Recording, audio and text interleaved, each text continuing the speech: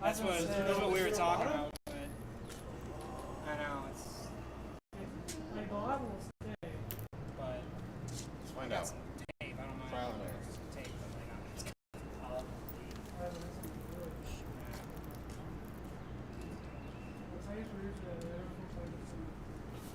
yeah, I mean, I They'll can. stay. The lob will stay fine. I'm not worried about the lob. Yeah, you want your stick. Yeah. It's fine. There's not gonna be a problem. That's unfortunate. It's fine. I'm used to using this pad at this point anyway. I'm just gonna use the lob, I don't care. Can you take your flag off? No, he'd want the flag. Hey, so this mic stand is not going to cooperate with what I have. Like,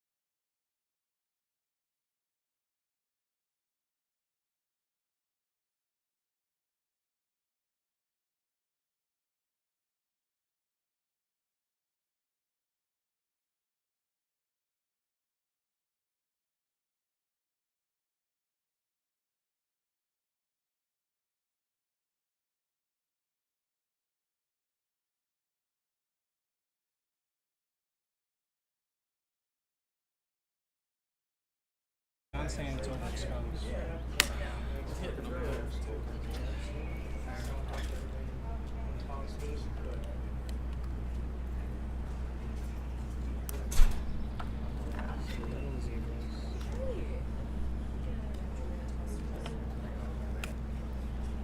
Would you plug in the light too?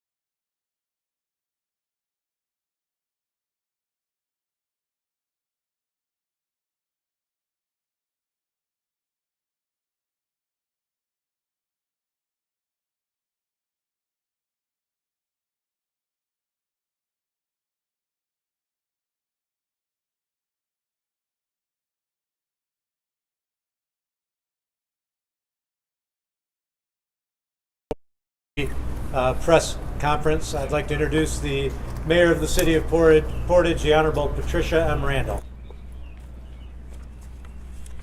Thank you all for coming to the City of Portage. I wish it was for different reasons. Basically, our focus today was to take chaos and to bring calmness. It was about assessing the damages that were inflicted on Portage last evening. We are very grateful and feel blessed that there were absolutely no fatalities, and the 8 people that went to the hospital, it was for minor injuries. We do have over 100 families that have been removed from their houses as we've gone door to door and found that the damage is so extensive that people can no longer live there. We are trying to address those needs, and we encourage anyone to call 211 to seek immediate housing. We have 2 churches in Portage that are not at capacity that are willing to house people, and we also have the Portage Zhang Senior Center, which we are willing to open our doors as well. Tomorrow, we are praying for a return to power. We have many traffic lights that are not working because there are simply no power, and we have 5 others that are damaged. That will help the flow of traffic. We are also going to focus on removing large tree debris. We have got them off the roads, but they are piled high in many neighborhoods. So for safety and visibility, our crews will be removing this lumber. We ask that you separate any building materials that you have from the natural debris, because ultimately they will be ground up and made into wood chips.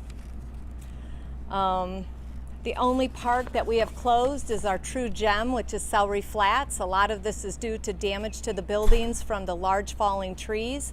We will be working at that, as well as making sure all of our trails are open for the public to relax and to enjoy the nature as we proceed with our healing.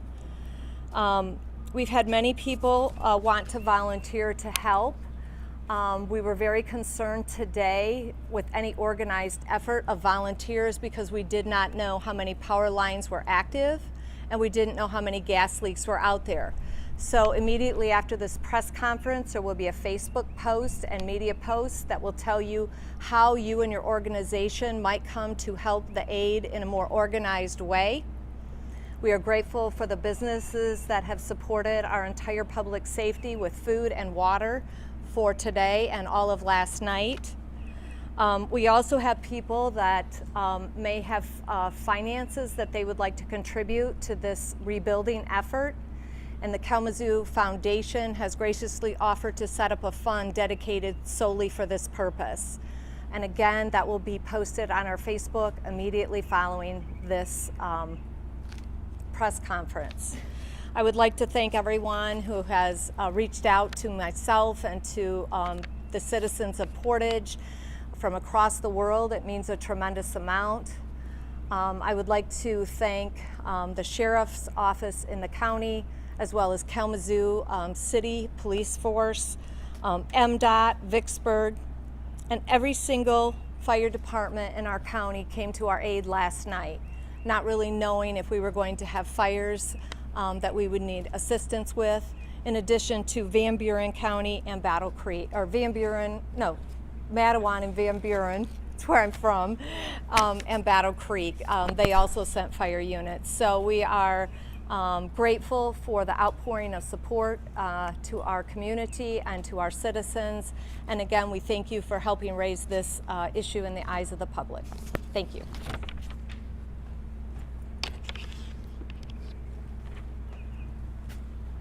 Now I'd like to invite Sheriff Fuller up to the podium to make a few comments about the county response at this time.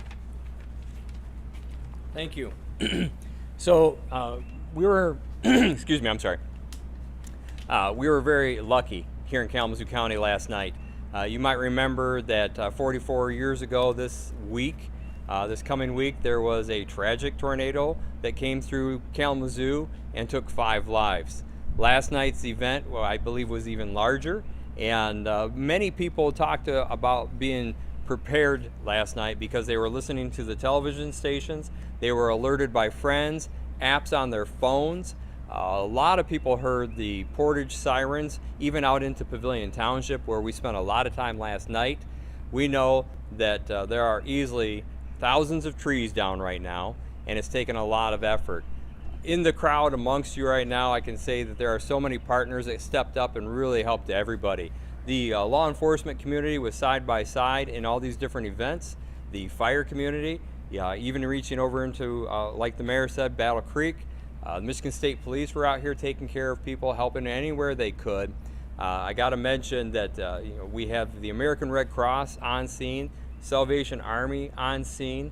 We are looking for housing for many people. I would say between Portage and the township of Pavilion, given Pavilion Estates destruction, there are several people that are needing places to stay. So we're working on that. I got to say thank you to Consumer Energy for being on the scene immediately, side by side, working with the emergency operations teams to know where people were going, where they were needed, and what gas needed to be shut off where. On top of that, AT&T FirstNet set up a system that brought up more towers and was able to help everyone using their cell phones to make sure that they were able to connect with families and to make sure emergency services were able to talk amongst each other with our radios and all of the cameras that we use those systems. So ultimately, again, 44 years ago, we had a much more tragic event come through and caused 5 lives to go. Last night, because our community is working hard together all the time, and because they were paying attention last night and hearing the alerts, lives were saved. We heard more than one story where the people said, we just got out of there. Or we were taking cover in the bathroom because the house was taken off its foundation and they are safe because of their actions. All of those things were successes. One of the things I saw on my way here, there's a lot of traffic congestion, and I understand why, because there's a lot of roads closed. But one of the vehicles I saw on my way here, I was sitting behind a vehicle, and their license plate was Rise Above. I thought, how perfect was that on a day like today? rise above is the message that I think everybody can take away from this. Kalamazoo County, Portage, the city, all of these agencies are working together, and we're going to work with our communities to make sure that we rise above. Thank you. Thank you very much, Sheriff. And the Sheriff did mention our power utility and our gas utility here in Portage is Consumers Energy. And next we have Chris Laird to make some comments from that perspective. Mr. Laird. Thank you very much. Again, Chris Laird, Vice President of Electric Operations at Consumers Energy. First off, I just want to say thank you to the public. We appreciate your patience as we work through this together to restore power to our communities. I really want to say thank you to all the public safety officials, all the county leaders, city leaders as we work through this and the great communication that's going on, as well as all the news stations to be able to communicate important messages to the customers as we work through restoration. So the storm and multiple tornadoes that swept through the region Tuesday really caused a lot of havoc for us. We're having challenges getting down roads with all the trees that are down, and we've had to mobilize quickly. We do have 160 electric line crews that are in the region right now working 24/7 to restore power, as well as 70 gas crews that are out to respond to those emergencies as well. We've identified, have damage assessment out, looked at every mile of line. We know all of the counts that we have, over 200 broken poles on the system right now. We have over 100 forestry crews supporting our restoration efforts as well as we go forward. So we had about 30,000 total customers out. We have 20,000 remain, so a third have been restored. Our goal is to have the majority on by midnight tonight. We will have customers that go into tomorrow in the hardest hit areas, and we're continuing to work round the clock to make sure that we safely restore power to everybody. As a former line worker, I just want to paint the picture for a minute for you guys. So as tornadoes come through, trees, lines get tangled together. It takes a lot of time and energy to safely take care of that and restore power to folks. So I firsthand been through that. I also am a former firefighter, volunteer firefighter, so I have great appreciation for the work that the men and women and all the organizations across the counties do every day to support these efforts as we go forward. So again, we're going to work around the clock. We're going to attempt to get the majority of folks on tonight. We will have some that go into tomorrow. Thank you very much for your patience as we continue to go forward. It's an all hands on deck approach for us. All the men and women at Consumers Energy are working around the clock. And I want to say a couple other things. Safety is a top priority for us, for all the folks that are standing behind me, and for our communities. You can call and report things to 911. You can also call Consumers Energy at 1-800-477-5050 for electric or gas emergencies, and we will quickly get out and respond. Thank you again.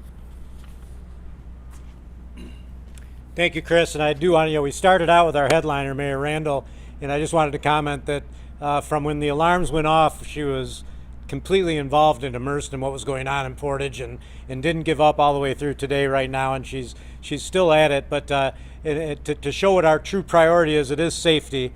And so I want to introduce our Public Safety Director, Nick Armold. Nick? Thank you. Yeah, so just to catch everybody up on what public safety has been doing all last night and throughout the day today, we have up-converted our staffing so that we've been able to check all of the areas that were worst hit. We've double-checked and triple-checked all of those areas to make sure that nobody was trapped in there, nobody was stuck, and that the help that was needed for all of them is getting to them. We have concerns about power lines still down, gas leaks going on, so we're working with Consumers Energy to help them get to where they need to do to fix those things. It's devastating. I took my first ride around there earlier today and saw exactly what everybody was talking about, and it is really hard to comprehend what you see out there, and then to put that up against the fact that we had not only no fatalities but little, if any, injuries at all. It's just mind-boggling. It makes you think that somebody was definitely looking out for us. Our warning systems worked perfectly. The phones, the sirens, all of the notifications through media alerted everybody, and I think that's what lent us to where we are today. Yeah, it's very tragic to see the pain on the people who lost their homes, but we will recover from that. We'll help them recover from that. And until everything is set, public safety will be front and center. We'll have people here responding to anything we need to respond to. And with that, I'll turn it back over to the city manager. Well, thank goodness, right on time, the Red Cross showed up. So we're going to invite the Red Cross up to say a few words for us. Great, thank you, Mayor. Community, thank you so much for having us this afternoon. The Red Cross has activated since last night. We have a shelter that is open since last night. We currently have about 20 residents, just came from there a little while ago. And that number is fluctuating up and down a little bit. But really what we're focusing on right now is immediate needs. That means shelter, food. We also had an opportunity to visit the community earlier today that was hardest hit, and was there with the governor as well. And I just want to reassure the community that the Red Cross is here. We're strong. We've established a disaster response operation, and we're here to support this community. I love this community. I'm a Bronco myself, and just here for whatever support is needed. Your name? Mary Lynn Foster. Foster? Mary Lynn Foster, Regional CEO for the American Red Cross here in Michigan. Okay, great. Thank you. Thank you, Mary Lynn. And I do want to just follow up on something that Chief Arnold mentioned about everything working the way it's supposed to. Something that also worked is you all. The Fourth Estate was alive and well as the entire event unfolded. I found myself relying on you partially as I was checking up on my detail and making sure I could confirm and verify you were all on the job all night, and I'm sure you're probably just as tired as we are. And with that, I'd like to offer an opportunity for you to ask any questions. I've got the answers right here behind me if I don't have them. I was wondering about, you double-checked all the folks here. We got tens of thousands in Portage. How confident would you think that you are that no one's trapped, no one's stuck, that everyone is safe? Yeah, we're definitely more than confident. We went through the hard-hit areas several times last night, and then redid all of those checks today, both police and fire. We're very confident that everybody has been accounted for, and we're very confident. It was a tight, regimented operation last night. I was honored to watch it unfold here. They had teams of units going through every single neighborhood, boots on the ground, checking every single residence where a person could need help, and we felt very strong that every corner of town was being covered. You guys do a good job coordinating. Mary Lynn and Rick and Pat all talking about folks who need shelter. There's available shelter. Can some of those folks in the pavilion be put in these churches? Can they go to the Red Cross? Can they go now? 100%, but I'll let Mary Lynn answer that. Yes, absolutely. We do have residents from the pavilion, from that community, at our shelter right now, as well as anyone in the community. Even if you need a small respite, you can come join our attend our shelter free of charge.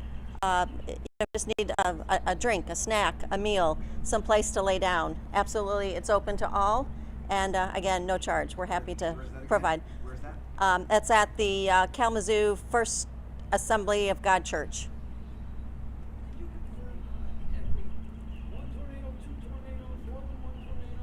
Yeah, several tornadoes, but I will let Sheriff. So right now, of course, the Weather Service is going to be out assessing the damage, looking at the evidence that's left behind in a storm like this. We were looking at radar indicated rotation that was a high indicator of actual funnel clouds. We have some pictures of funnel clouds that we're trying to vet to make sure that they're accurate and that they are really from the Kalamazoo County Portage area.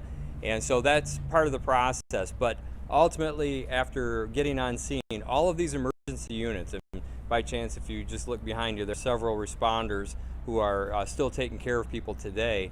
We're out in the middle of what turned out to be a second storm event that came through.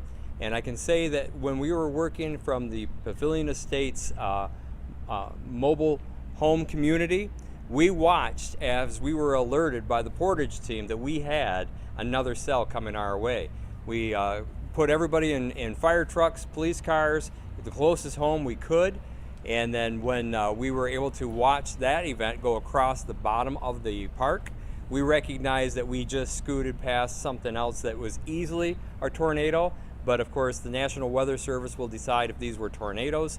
But there was definitely 2 different storm events that did come straight down through Portage, starting out here at the edge of Portage, possibly into Texas Township, went across the city of Portage into Pavilion Township. Oddly enough, and I've not seen this before in the history of my nearly 38 years of emergency services, these 2 events were within an hour of each other, and these 2 events were at one point 700 feet between them.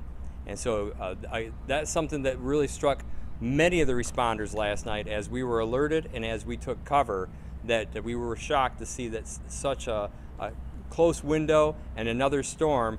And as much as I say a close window, if something like that's going to happen, we normally see that within 15, 20 minutes, maybe a half hour. I believe we were just over an hour or near an hour later when the second event came through. Could you possibly assign a dollar figure to what we're looking at countywide? So right now we're very cautious about that, of course. Just looking here at the city of Portage, and their teams are out there trying to do the same assessments. Watching the drone footage, we recognize that part of the efforts that we all have to work together on is helping, bottom line, the insurance companies, helping the disaster community, and helping the local residents put some value on some of these things.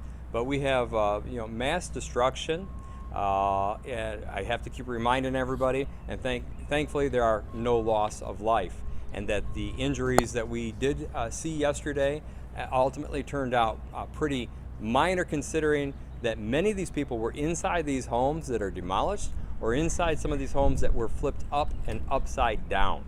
And so again, very fortunate for that.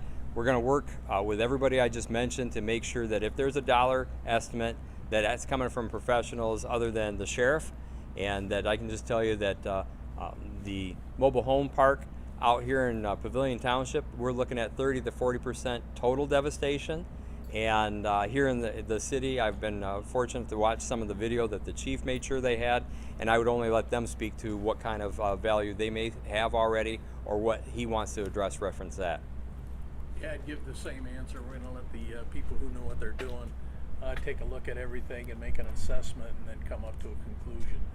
That's out of my pay grade, but I would fair to say it's going to be significant. That's how Mayor Randall, your emergency declaration will help homeowners, business owners who may have lost everything in the way of loans. That's the way it's supposed to work, and by issuing that, Sorry.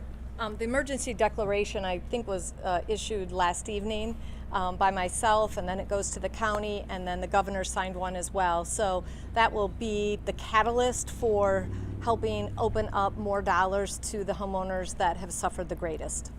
When you say hardest hit areas, can you run through some of the major intersections in Portage right now that people need to avoid? I know you say everyone needs to stay home, but there are going to be people who are going to be out driving, and it's quite extensive throughout the area. What are the hardest hit areas?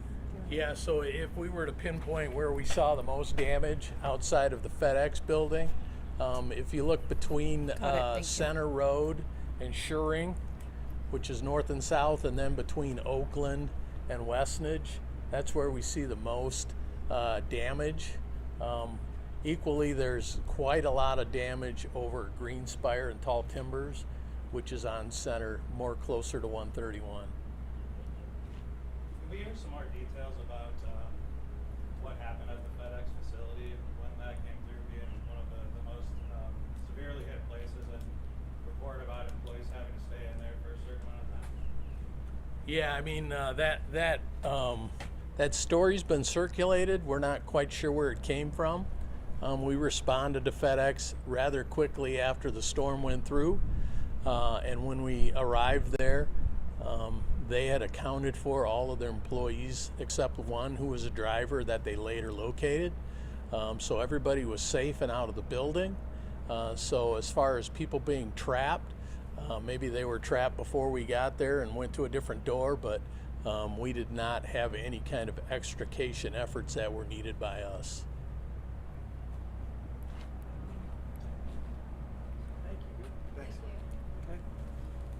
If that's all the questions, I'd like to thank you all for standing in the hot sun for a few minutes, and hope I don't see you all together again anytime soon. Thank you.